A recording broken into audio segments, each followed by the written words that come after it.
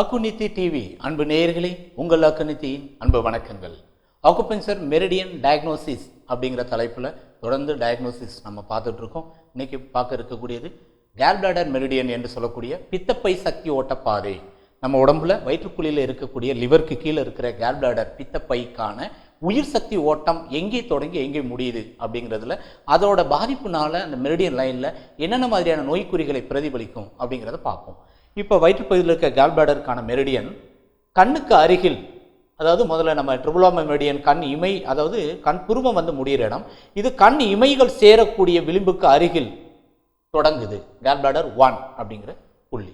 இந்த gallbladder meridian கண்ணுக்கு அருகில் தொடங்கி காதுக்கு அருகில் வந்து பிறகு நெற்றி பொட்டுக்கு சென்று நெற்றி பொட்டிலிருந்து மீண்டும் பின்புறமாக கீழே இறங்கி காதுக்கு அருகில் வந்து கழுத்தினுடைய பின்புறத்துக்கு சென்று மீண்டும் தலையினுடைய அடுத்த செகண்ட் லைனாக 1.5 கேப்பில் கண் புருவம், அதாவது இந்த புருவத்தின் மத்தியிலிருந்து கருவிழிக்கு நேர் மேலே கண் புருவத்தின் மத்தியிலிருந்து 1.5 நேர் மேலே இருக்கக்கூடிய கேல்பிளாடர் 14 அப்படிங்கிற புள்ளி வந்து மீண்டும் தலையின் வழியாக கீழ் நோக்கி பின் கழுத்து பகுதியாக இறங்கும். பின்புறமாக GB20 அப்படிங்கிற புள்ளிக்கு வரும். இப்போ இந்த கேல்பிளாடர் 1 என்ற புள்ளி கண் சார்ந்த நோய்களுக்கு மிக மிக முக்கியமானது.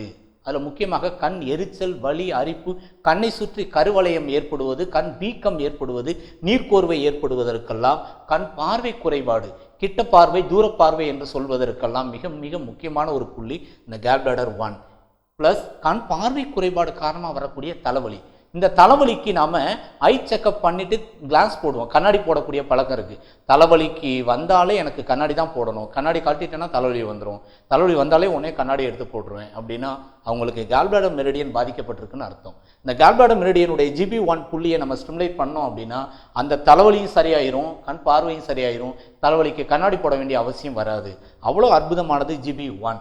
அதுக்கடுத்து GB2 என்பது தலை சுற்றுதல், தலைவலி, மயக்கம் ப்ளஸ் முகநரம்பு வாதம், காது சார்ந்த நோய்களுக்கு நம்ம பயன்படுத்தலாம். அடுத்து கேல்பிளாடர் மெரிடியனில் GB4 என்பது இந்த டெம்போரல் ஹெட்டேக்குன்னு சொல்லக்கூடிய இந்த பொட்டு பகுதியில் வரக்கூடிய தலைவலிக்கு மிக மிக முக்கியமானது கேல்பிளாடர் 4 அப்படிங்கிற புள்ளி. அதற்கடுத்து கேல்பிளாடர் 8 என்பதும் இந்த தலைவலி, ஒரு பக்க தலைவலிக்கு மிக மிக முக்கியமானது கேல்பிளாடர் 8. அதற்கடுத்து கேல்பிளாடர் 12 12வது புள்ளி காதுக்கு பின்புறமாக 1.5 பின்புறமாக அந்த ஹேர்லைனில் இருக்கிற ஃபஸ்ட்டு புள்ளி கேல்பிளாடர் 12 12வது புள்ளி. இதுவும் கழுத்து வலி, கழுத்து பிடிப்பு, தலைவலிகளுக்கு பயன்படுத்தலாம். அதற்கடுத்து முக்கியமான ஒரு புள்ளி கேல்பிளாடர் 14. இந்த கேல்பிளாடர் 14 என்பது கருவிழிக்கு நேர் மேலே கண் புருவத்தின் மத்தியில் இருந்து 1 மேலே இருக்கிற கேல்பிளாடர் 14 என்பது பெருமூளை முன்கதுப்பு. இந்த பெருமூளையினுடைய முன்கதுப்பில் முன்னாடி இருக்கிறதுனால முன்பக்க தலைவலிக்கு மிக மிக முக்கியமானது. அதேமாதிரி சைனஸ்க்கு ரொம்ப ரொம்ப முக்கியமானது. மயக்கம், தலை சுற்றுதலுக்கும் சரி, வலிப்பு நோயாளிகளுக்கும், ஞாபக சக்தி குறைபாடுக்கும் ரொம்ப முக்கியமானது. முன்கோபம், எல்லாத்தையும் முந்திக்கிட்டு கோவப்படக்கூடியவங்களுக்கெல்லாம் இந்த கேல்பிளாடர் 14ங்கிற பாயிண்டை போட்டோம் அப்படின்னா முன்கோபம் தணிந்து விடும். பித்தம் அதிகமானாலே சிந்தனை தெளிவாக இருக்கும். ரொம்ப ஓவர் ஆயிடுச்சுன்னு வச்சுங்களேன், கட்டுப்பாடை மீறி அளவுக்கு அதிகமாக கோபம் வந்து மூர்க்கத்தனம்னு சொல்கிற மாதிரி முரட்டுத்தனமாக பேசக்கூடிய, கத்தக்கூடிய அந்த கோபத்தின் வெளிப்பாடுகள் வருது அப்படின்னா அந்த கேல்பிளாடர் 14 மிக மிக அற்புதமானது. அதற்கடுத்து கேல்பிளாடர் சேனலுடைய 13 14லாம் 1.5 கேப்பில் வரும். அதே புள்ளி கேல்பிளாடர் 20 அப்படின்னு இங்கே வரும் செகண்ட் லைன். இந்த கேல்பிளாடர் 12லேருந்து 1.5 லேட்ரல், அதாவது பின்புறமாக இருக்கக்கூடிய கேல்பிளாடர் 20 20வது புள்ளி.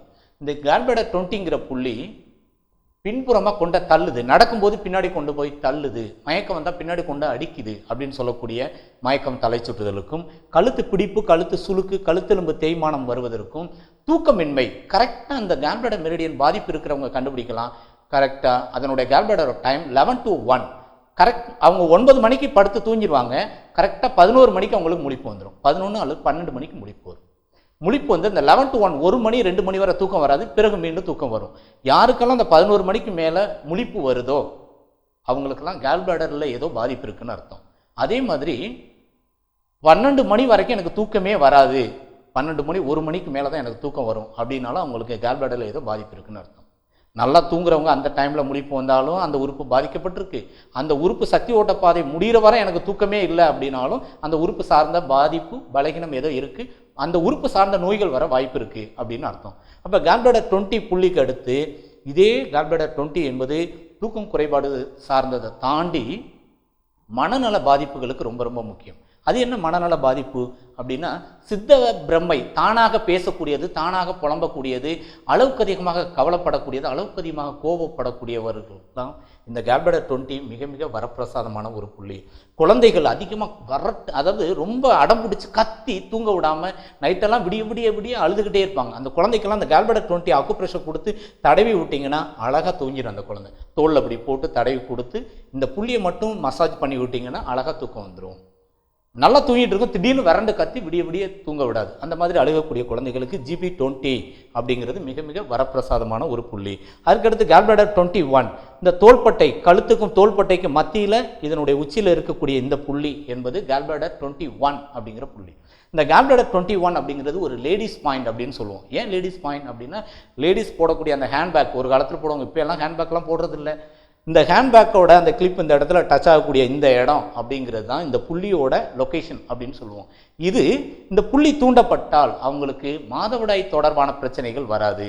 அதோட பாதிப்பு இங்கே ஒரு வீக்கத்தை ஏற்படுத்தும். நிறைய லேடிஸ்க்கு நம்ம இந்த இடத்துல ஒரு மெல்லிய வீக்கம் இருக்கும், அழுத்துனா பயங்கரமாக பெயின் இருக்கும். அப்படி இருந்தாலே அவங்களுக்கு யூட்ரஸில் ஏதோ ப்ராப்ளம் இருக்குது, ஹார்மோன் ப்ராப்ளம் இருக்குது, அவங்களுக்கு தைராய்டு வர வாய்ப்பு இருக்குது அப்படின்னு நம்ம புரிஞ்சுக்கலாம்.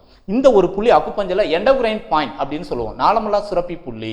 இந்த புள்ளியை நாம் தூண்டினா உங்களுக்கு ஹார்மோன் லெவல் நார்மல் ஆகும். தைராய்டு ஹார்மோன், அதே மாதிரி கர்ப்பப்பையில் சினை மூட்டை உருவாகக்கூடிய அந்த ஹார்மோனை, ஸ்டிமுலேட்டிங் ஹார்மோன் சுரக்கிறதுக்கும் ரொம்ப ரொம்ப முக்கியமானது GB21. சர்க்கரை நோயாளிகளுக்கும் பயன்படுத்தலாம், ஹை பிபிக்கும் பயன்படுத்தலாம். மற்றபடி லோக்கல் கம்ப்ளைண்ட்டுக்கு, தோள்பட்டை வலி, வீக்கம், வாதங்களுக்கு நம்ம பயன்படுத்தலாம். அதுக்கடுத்து கேல்பிளடர் சேனலுடைய 22, 23 லோக்கல் பாயிண்ட் அவ்வளோ முக்கியமானதில்லை. கேல்பிளடர் 24ங்கிறது ரொம்ப ரொம்ப முக்கியம். இந்த கேல்பிளடர் 24 அப்படிங்கிறது இந்த விழா எலும்பில் 5வது 6வது விழா எலும்பு இணையக்கூடிய இணைப்பினுடைய டிப்பில் இருக்கக்கூடிய ஒரு புள்ளி தான் கேல்பிளடர் 24. இந்த கேல்பிளடர் 24 ரைட் சைடு நீடில் பெர்பெண்டிகுலராக குத்தக்கூடாது.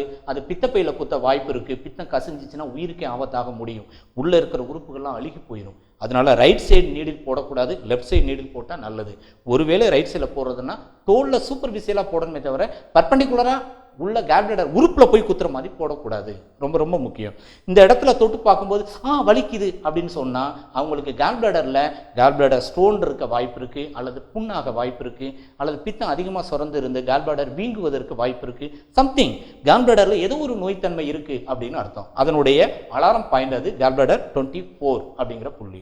அதுக்கடுத்து கேல்பிளடர் 25. இந்த கேல்பிளடர் 25 என்பது 12வது விழா எலும்பு.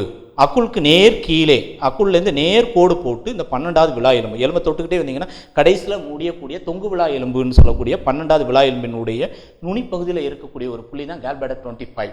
இந்த கேல்பிளடர் 25 என்ற ஒரு புள்ளி உள்ளே இருக்கிற சிறுநீரகத்தோடு தொடர்புடையது. சிறுநீரகத்தினுடைய ஃப்ரண்ட் அலாரம் பாயிண்ட். இந்த இடத்துல தொடும்போது வலி இருந்தால் அதை தான் நம்ம சொல்லுவோம் வடிவேல் பாணியில் போடா பண்ணி பாயிண்ட் அப்படின்னு சொல்லுவோம். இந்த இடத்த டச் பண்ணால் கூசுது அப்படின்னா சிறுநீரகம் கொஞ்சம் வீக்காக இருக்குது அப்படின்னு அர்த்தம். சிறுநீரகம் தன்னுடைய பலகீனத்தை இந்த GB25 என்ற புள்ளியில் பிரதிபலிக்கும் அப்படிங்கிறத நம்ம புரிஞ்சுக்கலாம். அப்போ இந்த புள்ளியில் வலி இருந்தால் அவங்களுக்கு கிட்னி பாதிப்பு வர வாய்ப்பு இருக்குது. இதே புள்ளியில் அக்குப்ரெஷர் கொடுத்தோம் அப்படின்னா சிறுநீரக பாதிப்பு வராது. அந்த காலத்துலலாம் இடுப்பில் பெண்கள் குடத்தை இடுப்பில் வச்சுக்கிட்டு போகும்போது எந்த பெண்களுக்கும் யூட்ரஸ் ப்ராப்ளமும் வரல, கிட்னி ஃபெயிலியரும் வரல, காலும் வீங்கல, குதிங்கால் வலியும் வரல. இடுப்பில் குழந்தைய வச்சுக்கிட்டு போகிற காலம் இருந்தது, குடம் வைக்கிற காலம் இருந்தது. இப்போ இடுப்பில் எல்லாம் எதையும் வைக்க முடியலை. ஏன்னா அங்கே இமயமலை, எவரெஸ்டெல்லாம் இருக்கிறதுனால எது வச்சாலும் நிற்காது, கீழே போயிடும். அந்த அளவுக்கு இன்னைக்கு இந்த GB25 என்ற ஒரு புள்ளி நோய்வாய்ப்பட்டு பாதிக்கப்பட்டு லோக்கலில் ஹீட்டோ கேஸோ ஃபார்ம் ஆகி மசில்ஸ் அதிகமாக க்ரோத் ஆகி இந்த இடைவெளியில் மசில்ஸ் அதாவது ஃபேட் அதிகமாக ஃபார்ம் ஆகக்கூடிய ஒரு நிலை இன்னைக்கு ஏற்பட்டிருக்கு. அதுக்கு மிக முக்கியமான காரணம் இந்த கேல்பிளடர் மெரிடியனுடைய சக்தி ஓட்ட பாதையினுடைய தேக்கம் அல்லது தடை. இவங்களுக்கு நிச்சயமாக இடுப்பு எலும்பு பாதிப்பு வருவதற்கோ, இடுப்பு சதைப்பிடிப்பு வருவதற்கோ, அல்லது வயிறு தளர்வு ஏற்பட்டு அடிவயிறு மடி இறக்கம் வருவதற்கோ வாய்ப்பு இருக்குது. இந்த GB25 மிக மிக மிக முக்கியமான ஒரு புள்ளி.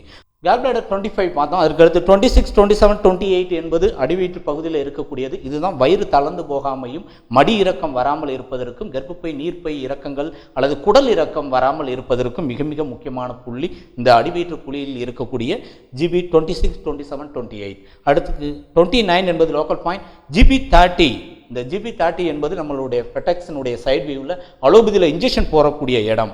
இந்த இன்ஜெக்ஷன் போடக்கூடிய இந்த இடத்துல இருக்கக்கூடிய GB30 என்ற ஒரு புள்ளி டாப் 5 பாயிண்ட்ஸில் நம்ம ஆல்ரெடி பார்த்துருக்கோம். இது இடுப்பெலும்பு தேய்மானம் வராமல் இருப்பதற்கும் அதுலேருந்து வரக்கூடிய நரம்பு என்று சொல்லக்கூடிய சயாட்டிகா பெயின் வராமல் இருக்கிறதுக்கு GB30 மிக மிக முக்கியமான ஒரு புள்ளின்னு பார்த்துருக்கோம் கால்பிளடர் மெரிடியன். அதுக்கடுத்து 31 32 என்ற ஒரு புள்ளி இந்த கால் தொடையினுடைய பக்கவாட்டு ஓரத்திலே இந்த மெரிடியன் வரும் GB லைன். அதில் மிக மிக முக்கியமானது GB34. இந்த முழங்கால் முட்டிச்சிப்பியினுடைய பக்கவாட்டில் வெளிப்புறமாக இந்த ஃபிபுலா போன் வந்து ஜாயிண்ட் ஆகும்போது அதோட நெக்கில் அதோட கழுத்து பகுதியில் இருக்கிற புள்ளி GB34. இந்த GB34 என்பது மசில்ஸ் அண்ட் டெண்டான்ஸோட இன்ஃப்ளூயன்சியல் பாயிண்ட் அப்படின்னு அக்குபஞ்சரில் சொல்லுவோம். உடம்பில் இருக்கக்கூடிய தசை நார்கள் மூட்டு இணைப்புகளில் தளர்வு ஏற்படாமல் மசில்ஸ் லூஸ் ஆகாமல் கிரிப் ஆகிறதுக்கும் வாத நோய்கள் வராமல் இருக்கிறதுக்கும் ஒன் சைட் வீக்னஸ் வராமல் இருக்கிறதுக்கும் ஸ்ட்ரோக் வராமல் இருக்கிறதுக்கும் எனி ஆர்கான் வீக்னஸ் வராமல் இருக்கிறதுக்கும் மிக மிக முக்கியமானது இந்த GB34 அப்படிங்கிற புள்ளி. அதுக்கடுத்து அதே லைனில் இருக்கக்கூடிய மிக மிக முக்கியமானது GB37. ஒரு 5 சுன் மேலே இருக்கக்கூடிய கால்பிளடர் மெரிடியனுடைய லூ கனெக்டிவ் பாயிண்ட் அப்படின்னு சொல்லுவோம். இந்த GB37 என்பது அக்குபஞ்சரில் பிரைட் சைட் பாயிண்ட் அப்படின்னு பேர். ஒளி பொருந்திய பார்வை தரக்கூடிய புள்ளி, கண்ணுக்கு ஒரு கதிர் அதாவது கண் பார்வையை கூட்டக்கூடிய ஒரு புள்ளி. இந்த புள்ளியினுடைய பேரே பிரைட் சைட் பாயிண்ட். கண் பார்வைக்கு மிக மிக முக்கியமானது. அப்போ பார்வை கோளாறு இருக்கிறவங்களுக்கு அக்குபஞ்சரில் இந்த GB37 மிக மிக வரப்பிரசாதமான ஒரு புள்ளி.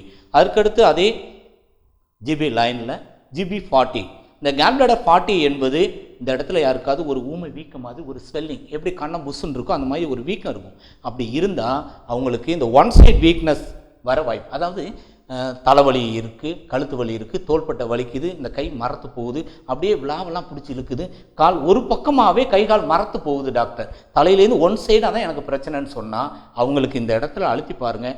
இந்த புள்ளி GB40 அவங்களுக்கு பெயின் இருக்கும். அப்படி பெயின் இருந்தால் கண்டிப்பாக அது கால்பிளடர் மெரிடியனுடைய யுவான் சோர்ஸ் பாயிண்ட் அப்படின்னு பேர் அக்குபஞ்சரில். அப்போ இந்த யுவான் சோர்ஸ் பாயிண்ட் பாதிக்கப்பட்டுச்சு அப்படின்னா அந்த மெரிடியன் பாதிக்கப்பட்டிருக்கு என்று அர்த்தம். அப்போ இங்கே ஒரு பெயின் இருக்கக்கூடாது, இருந்துச்சுன்னா அந்த மெரிடியன் சார்ந்த பிரச்சனை அப்படின்னு அர்த்தம். அதுக்கடுத்து GB41 அந்த மெரிடியனுடைய ஓன் பாயிண்ட் அப்படின்னு சொல்லக்கூடியது மிக மிக வரப்பிரசாதமான ஒரு புள்ளி. அதுக்கடுத்து சுண்டி விரலுக்கு அருகில் இருக்கக்கூடிய 4வது விரல், கால் பாதத்தில் 4வது விரலில் நெகக்கண் ஓரமாக சில பேருக்கு தூக்கத்தில் இந்த விரல் மட்டும் அல்லது நடக்கும்போதே அந்த விரல் மட்டும் பிடிச்சி இழுக்கும், அல்லது மரத்து போகும், அல்லது கருப்படிக்கும், இந்த மாதிரி அல்லது இந்த விரல் மட்டும் எரிச்சல் ஏற்படும். அது கால்பிளடர் மெரிடியனுடைய பாதிப்பு. அப்போ கால்பிளடர் பாதிக்கப்பட்டால் கண்ணு கூசுறது, கண் சுண்டி இழுக்கிறதுலேருந்து முகவாதம் வருவதிலிருந்து காது சார்ந்த நோய்களிலிருந்து தலைவலி, தலை சுற்றுதல், மயக்கம்லிருந்து கழுத்து வலியிலிருந்து கழுத்து பிடிப்பு, தோள்பட்டை வாதத்திலிருந்து அதே சைடில் வரும்போது விழா பகுதிகளில் ஏற்படக்கூடிய இந்த விழா பகுதியில் வரக்கூடிய பிடிப்பு வலிகளிலிருந்து அடிவேறு சார்ந்த பிரச்சனைகளிலிருந்து கால் பிட்டம் சார்ந்த, கால் தொடை சார்ந்த, முழங்கால் சார்ந்த, கணுக்கால் சார்ந்த இந்த 4வது விரல் வரைக்கும் அதனுடைய நோய்த்தன்மையை பிரதிபலிக்கும். அப்போ கால்பிளடர் சார்ந்த பாதிப்புகள் என்பது அதனுடைய மெரிடியன் லைனில் பிரதிபலிக்கும் அப்படின்னு சொல்லுவோம். இதை இன்னும் கொஞ்சம் நம்ம ஜாலியாக புரிஞ்சுக்கிறதுக்காக கண்ணில் இங்கே தொடங்கி காதுக்கு வந்து தலைக்கு போய் அப்படியே செஸ்ட்டுக்கு வந்து அப்டாமனுக்கு போய் மீண்டும் கீழே வந்து கீழே காலுக்கு போகக்கூடியது. அப்படின்னா இது ரஜினி ஸ்டைலில் அப்படி செஞ்சுட்டு போகிற மாதிரி இந்த கால்பிளடர் மெரிடியன் மிக மிக அற்புதமான ஒரு புள்ளி. நாம் ஸ்ட்ரைட்டாக இருக்கிறதுக்கு ஒன் சைடாக ஆகாமல், அதாவது நேராக நிற்க முடியாமல் இப்படி ஒன் சைடாக நிற்கக்கூடிய அளவுக்கு இல்லாமல் ஸ்ட்ரைட்டாக நிற்கிறதுக்கு இந்த பெல்ட் சேனல் அக்குபஞ்சரில் இதுக்கு வந்து பெல்ட் சேனல் அப்படின்னு பேர். அப்போ பெல்ட் என்பது இறுக்கி பிடிக்கக்கூடியது. அப்போ உடலை ஒரு ஸ்ட்ரைட் லைனில் நேராக இருக்க வைக்கக்கூடியது, மூட்டு இணைப்புகளில் தளர்வு ஏற்பட விடாமல் தடுக்கக்கூடியது இந்த பெல்ட் சேனல் கால்பிளடர் மெரிடியன். மிக மிக முக்கியமானது. அந்த உறுப்பை வெட்டி எடுத்துட்டாலும் இந்த மெரிடியன் வேலை செய்யும். ஆனால் அந்த உறுப்பை வெட்டி எடுக்கிறது தவறானது, மிக மிக மிக தவறானது. ஆனால் அந்த உறுப்பு நோய்வாய்ப்படாமல் இருப்பதற்கு, கால்பிளடரில் ஸ்டோன் ஃபார்ம் ஆகாமல் இருக்கிறதுக்கு தூக்கமின்மை இல்லாமல் பார்த்து கொள்ள வேண்டும். அதிகமாக தூக்கம் முழிக்கிறவங்களுக்கு கால்பிளடர் ஸ்டோன் வர வாய்ப்பு இருக்குது. அதே மாதிரி இரவுல கண் விழிக்கக்கூடியவர்களுக்கு, நைட் டியூட்டி பார்க்குறவங்களுக்கு வர வாய்ப்பு இருக்குது. இதை தாண்டி அளவுக்கு அதிகமாக கோவப்படக்கூடியவங்களுக்கும் இந்த கால்பிளடர் ஸ்டோன் கண்டிப்பாக ஃபார்ம் ஆகும். அல்லது காரம், புளிப்பு, எண்ணெய் பதார்த்தம் கூடுதலாக சாப்பிட்றவங்களுக்கும் கால்பிளடர் ஸ்டோன் பாதிக்கும். அது கால்பிளடர் ஸ்டோன் வந்து பித்தப்பை எடுக்கிறது மட்டும் இல்லை, மூளை சார்ந்த, மனநிலை சார்ந்த, ஒன் சைட் சார்ந்த பாதிப்புகள் வர வாய்ப்பு இருக்குது. அப்படிங்கிற புரிஞ்சுக்கலாம். அடுத்த மெரிடியன் அடுத்த வீடியோவில் பார்ப்போம். நன்றி, வணக்கம்.